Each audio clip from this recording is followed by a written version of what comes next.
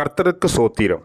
இன்றைய வேத வசனம் ஏசாயா 51 அதிகாரம் 5 என் நீதி சமீபமாயிருக்கிறது, என் இரட்சிப்பு வெளிப்படும், என் புயங்கள் ஜனங்களை நியாயம் தீர்க்கும், தீவுகள் எனக்கு காத்திருந்து என் புயத்தின் மேல் நம்பிக்கையாயிருக்கும். ஆமென்.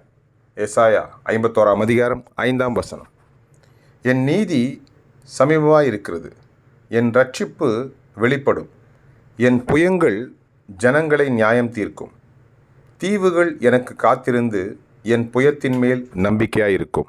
ஆமென். கர்த்தர் உங்களை ஆசீர்வதிப்பாராக, உங்களோடு கூட இருப்பாராக. ஆமென்.